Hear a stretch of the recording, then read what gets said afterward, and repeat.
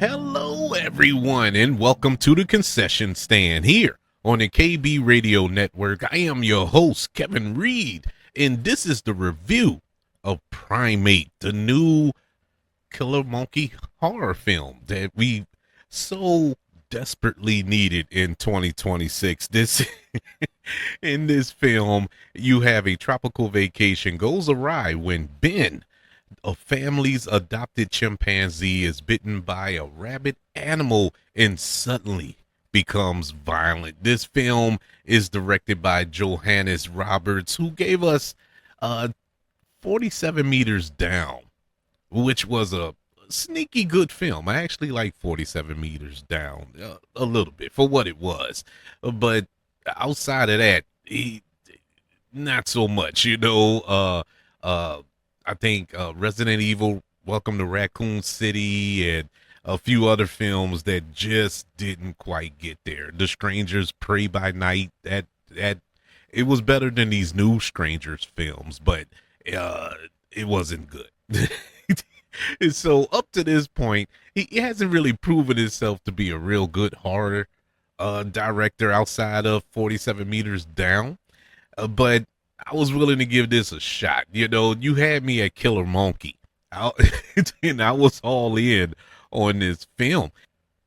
The movie stars Troy, well, one of the stars of this film, Troy Kotsur, or should I say Academy Award winner Troy Kotsur. This is the first film I've seen him in since he won the Academy Award for Coda. He is the deaf actor who won the Academy Award for that film. And it's pretty odd to say that this is the first time I've seen him in something. Now, he probably worked in something else, but this is my first time seeing him in something outside of that. And it's kind of a weird choice. You have this cachet as an Academy Award winner, and your next big project is Primate. But hey, I'm not mad at him. He was the best thing in this movie, at least acting wise, and he didn't talk or can't talk. Amazing performance by him.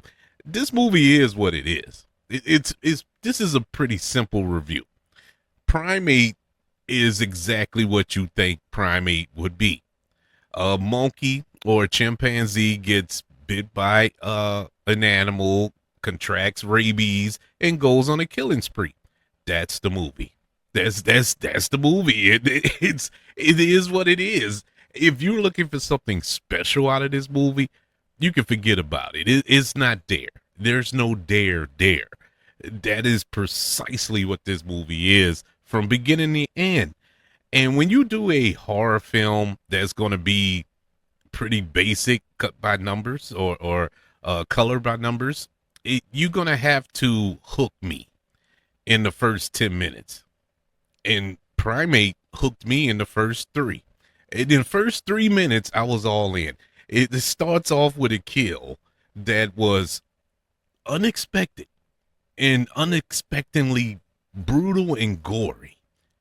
That I was like, man, if that's what this movie, if this is what I'm getting in the first 3 minutes, I can't wait for the rest of this movie. Well, this movie isn't bloody and gory in the sense of just overabundance of guts and blood and all that other good stuff all throughout the film. This movie is surprisingly not as gory as you would expect. But once you get the kills, it is gory. The kills are gory and gratuitous, but it fit. It fit the tone of the movie. It fit the what direction, what story is being told here. So it was satisfying to a degree by old school horror film standards, and it really was kind of a throwback style of a horror film, like a 80s horror film, maybe early 90s horror film that we got, at least those of us of a certain age that experienced movies like this, that wasn't reliant on story or being character driven or heavy dialogue driven. You just went to it or watched it for the kills. And that's precisely what this movie was all about. It's a contained story in this house, nice big gigantic house, but a house nonetheless. And it really, as big as the house is relegated to the pool. Um, 70% of this movie takes place either in the pool or around the pool. Because the pool plays a major part of the storytelling here. I thought that was genius by a filmmaking standard, because this is a rabid animal who's on a killing spree. Running around the house for an hour and 30 minutes wasn't going to cut the mustard. So you had to find another plot device to keep your cast and your characters stationary and the allow the tension to build throughout the film. And I think this film does a good job of doing that. The tension was shockingly there. A lot of tension here. It wasn't cheap jump scares with the chimpanzee jumping out of the closet or coming out of the shadows and all this other foolishness just popping up out of nowhere. The camera shows an area and then the camera rip around and then come back and there he stands like voila. It's none of that. It's really done in a, it's weird to say this, but in a realistic way on how this chimpanzee would move around the house and hide in little crevices or corners of the house and, stalk around the swimming pool where our characters are held up at. It's very, very smart how they executed that storytelling device, and it added to the tension. Like, I got to get to the phone. The phone is in the living room. How are we going to get to the phone? Can we sneak past him? Oh, he's not there. Can we move quietly and all this? It's genius. It was genius, I must say. What wasn't genius about this film, what really takes this movie back, number one, like I said, story is there's no story there. There's nothing outside of this chimpanzee that is a bit interesting. Nothing. As far as our characters, there's no development. There's not one character in this film that you can get behind. As far as our lead characters, our quote unquote young people that's in the movie who are being stalked by this chimpanzee, there's no development there. There's nobody you can really get behind. Like, for instance, if you go watch the original Halloween, you got behind Laurie Strode. You got behind Jamie Lee Curtis' character in that film. You was cheering for her, hoping that she'd make it to the end.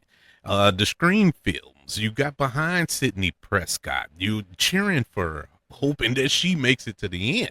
That final girl, that final character, our protagonist. There's no protagonist in this movie. Now, there's a protagonist, but she doesn't, and it's no fault to that young actress. It's just the way the screenplay was written. There's no development of her character. There's no backstory on her, or what's her motivations, or what's what she's all about. There's nothing there, and none of the characters. And if your protagonists don't have that, you can rest assured the rest of the cast didn't have that for their characters, and the film suffers because of that. And did it take away? Not really take away, but you want to cheer. I found myself cheering for Ben. I felt, I was cheering for the monkey throughout the film because it was no other character outside of Troy Kotsur's character of Adam, the dad. He had a story. He actually had something there that I was interested in outside of Ben, the chimpanzee, with his work and, being consumed by work. They set that up really good. The reason he wasn't at the house and he was out doing business stuff and he's never around and he left them there and kids did what young kids do. Oh, the cat's away, the mouse can play, so we can party, drink, and do whatever because there's no parental figure in the house. So all that was there. But uh, uh I love Troy in this movie. I mean, he's Academy Award winner. Yeah. He's the only one that really emotes, and he emotes without speaking, because he's deaf, and that helps. But aside from him, no other character, no other character worked for me. And so that caused the film to suffer. The the chimpanzee. Now, this isn't Rise of the Planet of the Apes level of visual effects for the chimpanzee. This is a low budget movie. So, and of course, they couldn't use a real chimpanzee. So it's the animatronic. You had puppeteers and whatnot operating this thing. Now it looked real. It looked really good in certain scenes, but for the majority of the film, it looked really, really bad. That thing looked bad, especially towards the end. And I know it was supposed to give off that it's getting rough for this thing, because of what is going through with this rabies and causing him to go feral. And I get where they were going with it, but it just looked bad.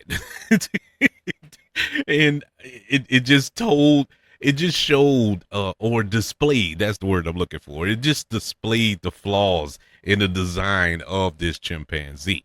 But I 100% respect the fact that they went practical. I respect it 100% because it gets, I'm to the age now, I'm the grumpy old man now, and the all the visual effects are just killing me in movies, and especially in certain movies where you can pinpoint it and it starts to look like a cartoon, and it just takes me out of the movie.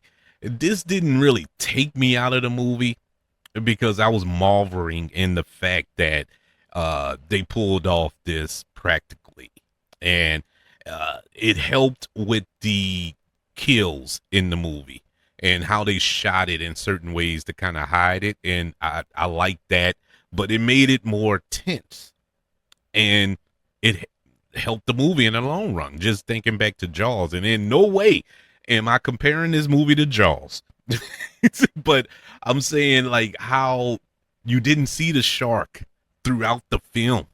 Your imagination did most of the work, and in certain kills in the film, your imagination had to take over. And I don't know about yours, but mine's is pretty dark. So when they kind of cut away from certain kills, my mind just went like, oh my god, oh my god. And all of them were doing it. All of the kills will make you cringe in horror, and that's what a good horror film is supposed to do. Primate, the first film or the first new film of 2026, gets a letter grade of a B. Yeah, I thought it was really good for a horror film. It caught me off guard because I wasn't expecting much from it. I was not expecting it to be as entertaining as it is. Even though it is littered with flaws, it still entertained me and kept me at the edge of my seat from beginning to end. I would like to know, did you check out Primate, and what did you think? You can email the show, kbradiopodcast@gmail.com. You can also search for the show on all social media platforms. Just search for the KB Radio Network. Also, don't forget about YouTube. Subscribe to the KB Radio Network channel and like this video if you don't mind. Don't forget about the 5 stars, the reviews, and sharing this show if you're listening on Apple Podcasts, Spotify, iHeartRadio, wherever you are currently listening to the concession stand here on the KB Radio Network. Everybody, thank you for joining me for this review of Primate. Want you all to know that I love you, continue to love everyone, and until we speak again, you all be blessed.